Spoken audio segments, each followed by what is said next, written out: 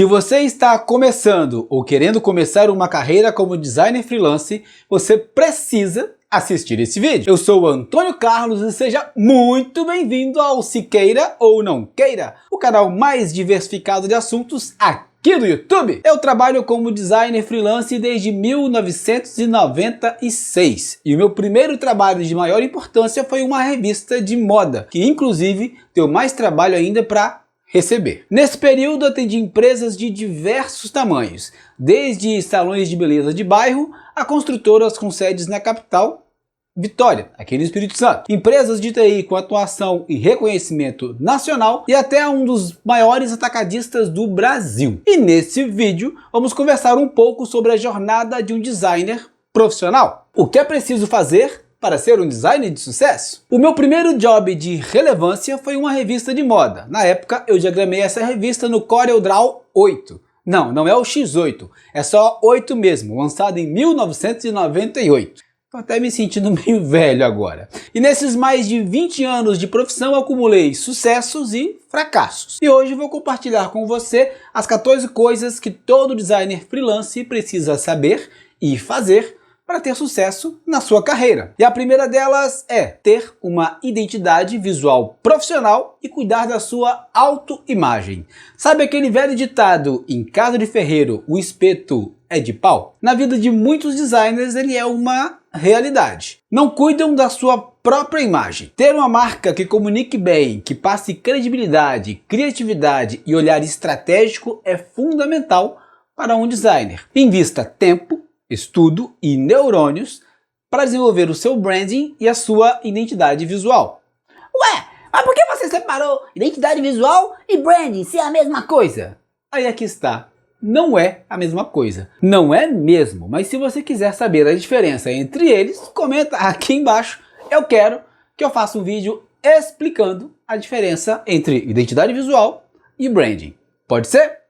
Voltando aqui para o conteúdo, além de ter uma identidade visual, é importante também cuidar da sua imagem pessoal. Como você se veste, emite uma mensagem ao cliente na hora da sua reunião. Então, que mensagem você quer passar em uma prospecção? Não vá para uma reunião com o cliente de bermuda, com cara de quem acabou de acordar, cabelo desarrumado, como se estivesse sentando para conversa com um amigo de infância. Nem precisa também correr e comprar um terno caro, sapato de grife, gravata para conversar com cliente que é de uma loja de bairro. Cada cliente é um cliente e você precisa fazer essa leitura. Se a sua reunião é com o proprietário de um pequeno negócio, você se veste mais casualmente. Se a sua reunião é com o dono de um negócio importante na cidade, uma roupa mais esporte fino talvez seja mais indicado. Cuide também da sua linguagem. Evite o excesso de gírias e palavrões. Não abuse dos termos técnicos com a intenção de impressionar. Isso, na verdade, pode jogar contra você. Muito cuidado com a arrogância. Você não sabe de tudo. Se o cliente está saindo de um outro design, não critique o trabalho do cara. Isso é antiético. Venda o seu serviço valorizando as suas qualidades. Na reunião, seu papel é muito mais de ouvir do que de falar. Uma coisa importante aqui é: faça as perguntas certas para cada cliente. Pequenos negócios dificilmente serão familiarizados com perguntas do tipo: qual é a sua persona? Qual é o budget dessa campanha? Ou ainda: quais os stakeholders terão impactados no seu negócio? Entendeu? Simplificar a comunicação é a chave. Dica número 2. Tenha um portfólio de impacto. Eu sei que um designer em início de carreira não tem muitos jobs para mostrar, menos ainda se forem jobs impactantes, certo? Por isso, sugiro que você faça duas coisas nesse início de trabalho. Primeiro, ofereça seus serviços de criação para algumas empresas gratuitamente, ou cobrando um preço bem baixo. Sim, bem baratinho mesmo. Selecione aquela lojinha tradicional na cidade que está no mercado há 15 anos com a mesma marca e proponha a ela uma marca nova, talvez até sem custo. Se dedique nessa marca como se fosse o trabalho mais valioso da sua vida, porque na verdade ele é o seu primeiro passo e por mais longa que seja a sua jornada, tudo começa com o primeiro passo. Caraca, filosófico isso, hein? Se você é freela de redes sociais, ofereça seus serviços aos primeiros clientes por 1 ou 2 meses de degustação e comece a montar seu portfólio. Faça designer de logos famosas, trabalhos autorais para grandes marcas. Isso vai te ajudar a se desenvolver como designer e a criar um portfólio de valor. Mas aqui vai um alerta. Não deixe o seu portfólio somente no Instagram. Use também o Behance, tenha um site, nem que seja no Wix mesmo, um site gratuito, qualquer outra plataforma, tá? Isso não importa, mas tenha um site com os seus jobs. Use o Pinterest, não fique refém só do Instagram, tá bom? Ele pode até ser a ferramenta de rede social mais utilizada, mas não é a única e vive passando por mudanças que prejudicam o seu trabalho.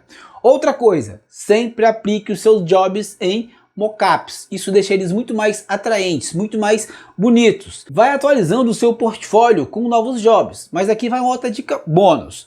Só coloque no seu portfólio as peças mais importantes. Não precisa colocar a arte de um crachá, por exemplo, se ele não fizer parte de um conjunto de peças.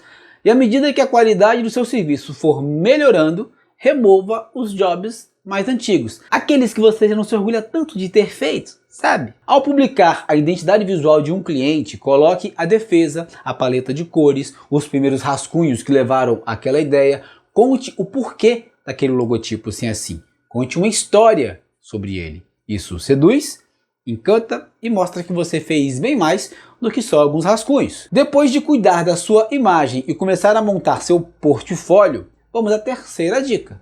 Organização. Ela é primordial para otimizar o seu tempo.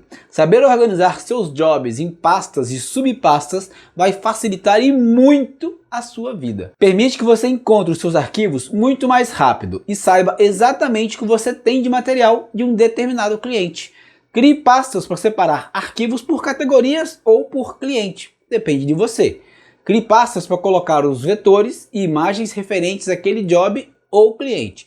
Eu, particularmente, prefiro separar as pastas por cliente e depois, dentro da pasta cliente, criar subpastas por tipo de job. Beleza? Outra coisa, na hora de salvar o seu arquivo, dê um nome que realmente descreva o que é o arquivo. E para evitar confusões, não fique salvando versões diferentes toda vez que o cliente fizer um ajuste ou uma mudança. Isso pode gerar uma baita dor de cabeça, principalmente depois que você enviar o material para produção. Tipo, exemplo, você criou um material chamado Panfleto do Seu Nelson.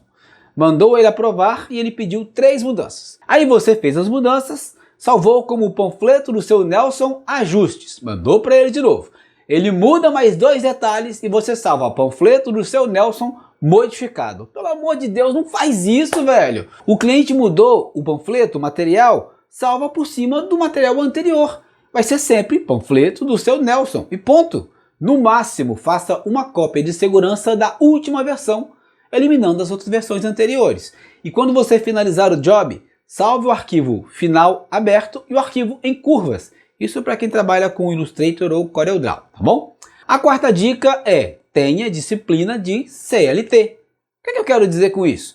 Se você já é freelancer em tempo integral, tenha um horário para começar e terminar o seu trabalho. Estabeleça um limite diário de horas para trabalhar. Mesmo que você trabalhe dentro de casa, se arrume como se fosse a um escritório. Se puder, defina até mesmo um uniforme para você. Isso te ajuda a criar uma percepção de responsabilidade e rotina de trabalho. Lembre-se, você é o seu patrão, mas também é o seu empregado. Precisa cobrar de si mesmo foco, atenção e resultados. Porque se ficar tudo largado, acorda quando quer, trabalha quando tiver vontade, quem vai te demitir é o seu cliente. E isso me leva para a quinta dica. Defina e cumpra prazos. Não tem nada pior para ser dito a um designer do que a frase: não tem pressa, quando der você me entrega esse serviço. Cara, isso significa que o serviço nunca vai sair. É simples assim. Quando pegar um job, avalie o tempo que você levará para criar o material, considere os outros jobs que você já tem em mãos e acrescente um prazo extra. O que eu estou querendo dizer é o seguinte: se você estima que os jobs que você já tem para fazer com você você finaliza em 5 dias, e esse novo job você em 2 dias termina ele, peça um prazo para o cliente de 9 a 10 dias para entregar. Assim você pode entregar o material antes do combinado, o que é muito bom para você, mas cumpra o prazo que você deu. E se por acaso aconteceu alguma coisa que é realmente importante, que vai atrasar a entrega, avise o cliente antes e já informe o novo prazo de entrega, porque mostra compromisso da sua parte, mostra responsabilidade.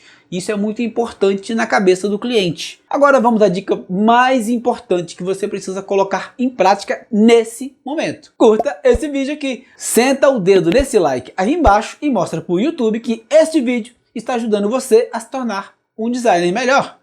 Curtiu? Então vamos para a sexta dica. E este é o calcanhar de Aquiles de praticamente todo o designer. Precifique seu serviço de acordo com o cliente. Precificar o seu serviço não é tarefa fácil. E aqui eu não vou falar sobre técnicas de precificação, mas sobre bom senso na hora de precificar. Você não vai poder cobrar o mesmo valor para criar, por exemplo, uma identidade visual da padaria do seu bairro e da boutique de uma loja de 200 metros quadrados no centro da cidade. Até são serviços semelhantes, mas no job da padaria, do nosso exemplo aqui, provavelmente serão menos peças. O capital de investimento do cliente é menor. A exigência de pesquisa e benchmarking também é menor. Outra coisa que você vai perceber é que com o tempo e experiência, você vai melhorando o seu preço. Posso te dar uma sugestão sobre a precificação? Comece com um valor menor até criar um bom portfólio, tipo umas 10 a 20 empresas atendidas, com jobs diversificados, identidades visuais, folders, materiais de comunicação como outdoor, anúncios de revistas, e depois vai aumentando o seu valor a cada cliente fechado, algo em torno de 10% até chegar ao valor que você considera ideal para você. Quando você perceber que a sua demanda está maior que a sua capacidade de atender, suba novamente o seu valor. Assim você cria um piso de preço mais alto e melhora o seu lucro. Afinal de contas, é para isso que você trabalha. Estamos chegando à dica número 7. Por incrível que pareça, é um ponto fraco de muito designer por aí. O relacionamento. Desenvolver um relacionamento duradouro com o cliente é essencial para o seu crescimento como designer. Atender bem é obrigação sua, claro, mas relacionamento vai muito além do atendimento. Quando conversar com o cliente, sempre ouça mais e fale menos. Quando apresentar uma campanha, um projeto de designer, ouça as considerações do cliente com atenção. E jamais desdenhe do que ele falou, por mais absurdo que aquilo pareça para você. Respeite a opinião do cliente e quando for defender a sua ideia, apresente razões técnicas para aquilo. E tem mais, saiba quando vale a pena brigar por uma ideia. Por exemplo, você apresentou um projeto de uma campanha ao cliente e ele adorou, mas pediu para aumentar a marca e os telefones porque achou muito pequena lá no final da tela. Não perca o seu tempo discutindo isso, apenas faça. Aumente até onde você considera não comprometer a harmonia do seu projeto, mas aumente de modo que ele perceba que ficou maior. Ele pediu para trocar a cor de um elemento que não é essencial no seu design, não vai comprometer a legibilidade da peça, então faça. Não perca tempo discutindo. Ações comuns, como enviar um presente ou um brinde no dia do aniversário do cliente ou da loja dele, ligar para desejar os parabéns, fazer uma homenagem ao cliente nas datas especiais, nas redes sociais do seu negócio, também são muito bem-vindas e muito bem recebidas pelo cliente.